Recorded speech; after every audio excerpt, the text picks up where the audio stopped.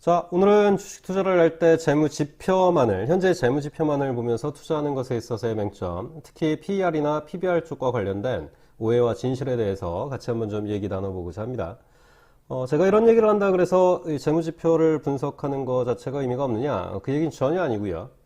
적어도 3개년치 이상 과거자들을 가지고 사업보고서를 분석하셔서 지표들을 조금 조정해서 전체적인 추이를 바라보는 것은 상당히 의미가 있습니다. 그렇게 하다 보면 기업에 대해서 더 잘 이해할 수 있고요.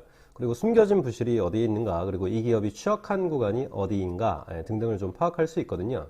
근데 그러한 것이 아니라, 기업을 분석하는 것이 아니라 단순하게 현재 재무 지표만을 딱 바라보면서 그런 얘기를 들으면서 우리 흔히 얘기할 때 지금 PER이 상당히 낮아, 그러니까 이거 사야 돼, 아니면 야 PBR이 지금 1보다 낮은데 저거 사야 돼, 이런 얘기만 듣고 세부적인 어떠한 기업에 대한 분석 그런 거 전혀 없이 확신을 딱 가지시면서 맞아, 그래야 돼, 나 그러니까 저거 살 거야, 이렇게 투자해서 결정을 해버리신다 라고 한다면은 이거는 그냥 호랑이 입으로 잘못하면 들어갈 수 있는, 즉 일명 호구가 될 수 있는 위험성이 상당히 좀 크다 이거죠. 그래서 지표만을 가지고 맹신하시면 안 됩니다. 그 이유에 대해서 지금부터 같이 좀 알아보도록 하죠. 먼저 퍼에 대해서 알아보도록 하겠습니다. 퍼다 그러면 다 알고 계시는 것처럼 현재 주가를 EPS, 주당 순이익으로 나눠 놓은 개념이죠. 결국 이제 어닝을 쉐어로 나눈 개념이고, 얘를 치환해 보면 한마디로 얘기하면 현재 시가총액을 당기 순이익으로 나눠 놓은 개념이 퍼입니다. 그래서 A라는 기업이 있다. 그 기업의 예를 들어서 시가총액이 지금 1000억이다. 근데 과거 1년 동안의 당기 순이익을 보니까 100억이 났더라. 그러면 이 기업의 PER은 당연히 10이죠. 이 얘기를 다른 말로 해버리면 이 A라는 기업은 과거 1년 동안 냈었던 100억이라는 그 수치를 시간 가치를 무시하고 향후 10년 동안 매년 100억씩 냈었을 때 현재의 시가총액이 인정받는다 이거지 않습니까? 그렇기 때문에 일반적으로 PER이 낮은 기업은 저평가되어 있는 거다, 저거 사라 라는 얘기는 일반적으로 맞죠. 근데 이제 유의하실 거는 제가 지금 일반적으로는 맞죠 했었던 부분입니다. 잘못해버리면 일반화의 오류로 들어갈 수 있거든요. 근데 그 이유가 커다랗게 세 가지가 있습니다. 그래서 그 부분에 대해서 좀 같이 공유하면, 먼저 퍼에서 얘기하는 당기순이익 같은 경우는 과거의 내용입니다. 과거 1년 동안의 내용이죠. 4분기를 합산한 당기순이익이다 이겁니다. 근데 과연 이 A라는 기업이 기존에 100억이라는 걸 냈댔는데 그럼 향후에도 100억을 낼 수 있을까?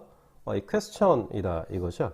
그래서 PER이라는 지표를 보실 때는 현재 PER만 보시는 것이 아니라 적어도 과거 3개년치 이상의 자료들, 그리고 그뿐만이 아니고 미래의 예측치까지도 같이 놓고 종합적으로 들여다 보실 필요가 있겠다라는 측면이 하나 있고요. 또 하나, 이 당기순이익 부분은 일회성 이익이나 손실이 포함되어져 있는 내용입니다.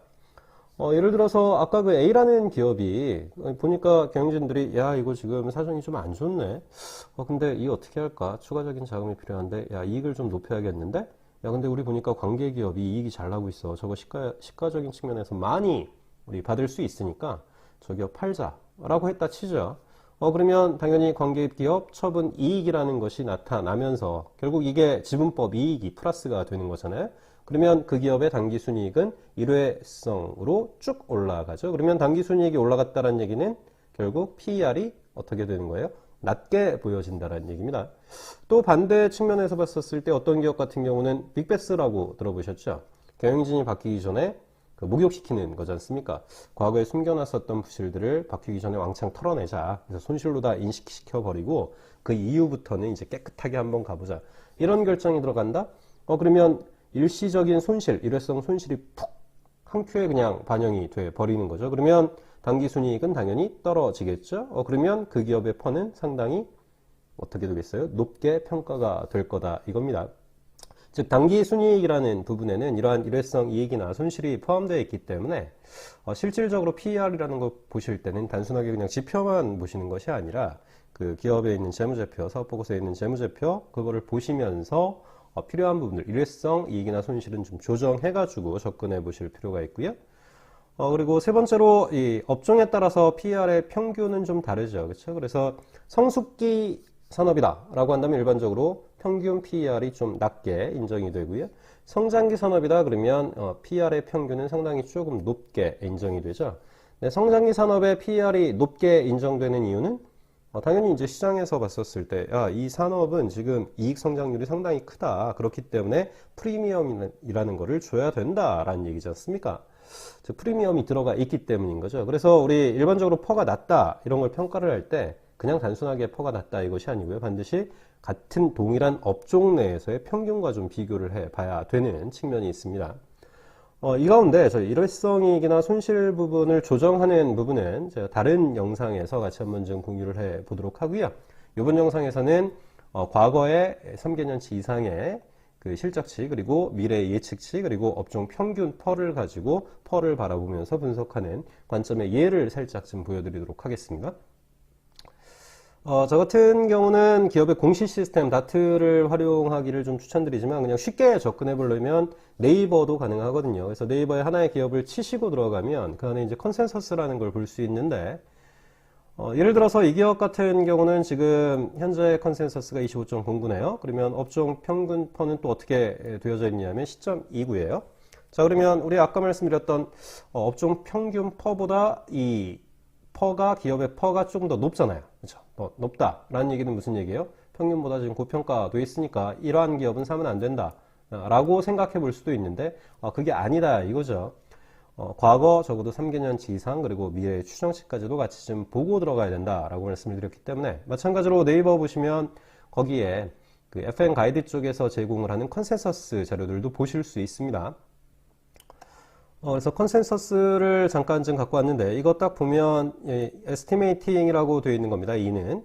그래서 여기에 에스티메이팅 컨센서스는 어떤 거냐면 그 증권사 애널리스트 분들 계시잖아요. 애널리스트 분들이 서로 간에 주장하는 성장률이 다르겠죠. 이익 추정치도 다를 거고 그러한 것들이 이제 평균 내어져 가지고 컨센서스라는 쪽으로 들어가게 되는데 어쨌든 2019년 12월 관점에서 봤었을 때 이 기업의 퍼는 뭐 34.03으로 되어져 있네요. 근데 이제 2020년 12월 보니까요. 매출은 19.76% 상승하고요. 그 다음에는 28.87% 상승합니다. 근데 이제 이 기업을 봤더니 영업이익은 매출 성장률에 비해서 거의 뭐 한 250% 이상 영업이익률은 올라가고요. 그 다음에도 거의 100% 이상 올라가고 마찬가지로 당기순이익 같은 경우도 150% 이상 그리고 또 100% 이상 이렇게 올라가네요.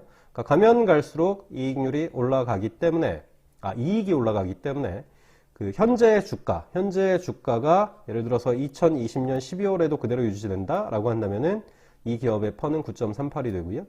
21년에도 현재 주가가 그대로 유지된다 그러면 이 기업의 주가는 4.69가 되는 거죠.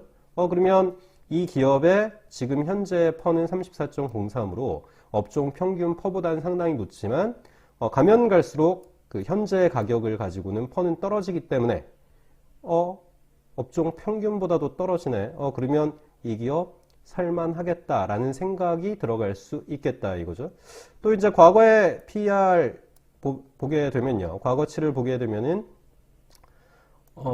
퍼는 높았다가 낮아지고요. 마찬가지로 퍼를 보기 전에 매출이나 영업이익률 전체적인 그 흐름을 쭉 봤었을 땐 마이너스고 플러스고 그리고 플러스고 또 마이너스고 플러스고 플러스고 이렇게 되어지는 기업이네요. 그러면 과거 것까지 같이 보면 그 이상도 같이 보면 이 패턴이 나타나는 거죠. 그냥 단순하게 이걸 딱 봤었을 때는 이 기업은 마이너스 뿔뿔 그러면 사이클 기업이구나 라는 게 나타날 수 있고요. 사이클 산업 내에 있는 기업이네 라는 거를 파악해 볼 수 있고요. 그럼 사이클 산업 내에 있는 기업이다 라고 한다면은 어떠한 생각이 오히려 더 현명한 생각이다 라고 느껴지냐면 지금은 고퍼예요. 근데 사이클상 이익이 많이 늘어나면 퍼는 낮아지겠죠. 예측 퍼는 낮아질 거고요. 실제 이 기간이 되면 가장 낮은 기간이 되겠죠.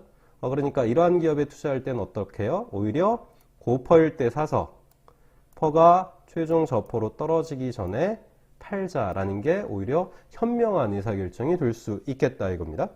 저보고 이 기업을 투자해라 라고 한다면은 저 같으면 투자하지 않습니다. 근데 이제 그 이유는 뭐냐면 제가 이 기업에 대해서 사업보고서를 가지고 감사보고서를 가지고 분석하지 않은 기업이거든요. 제가 지금 이렇게 찍는 영상은 실은 어떤 종목을 추천하는 관점에서 찍는 영상은 아니고 우리 공부하자라는 관점에서 찍는 영상이기 때문에 저는 개인적으로 항상 개인이 투자하기 전에 기업에 대해서 분석을 하고 들어가시기를 좀 추천드립니다. 그래야 내가 기업에 대해서 더 잘할 수 있고 더 잘한다라는 거는 그 기업에 대해서 내가 확신의 크기가 점점 커진다는 얘기고요.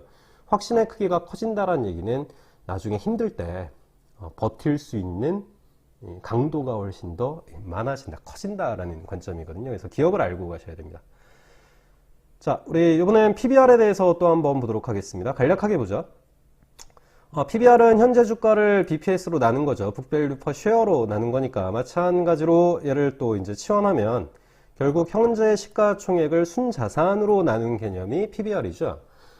왜 순자산이지? 자산이 아니고 이제 북밸류가 왜 순자산일까? 이런 생각하실 수도 있지만 이거는 이제 주주의 몫이라는 거, 청산가치이기 때문에 그래요. 기업이 이 청산한다 그랬을 때 제일 먼저 갖고 가는 게 채권자들의 몫이죠. 저 부채 부분을 갖고 갈 거고 그 나머지 자본이 결국은 이 주주의 몫이기 때문에 북밸류는 순자산, 결국 자본을 의미한다라고 보시면 될 거고요.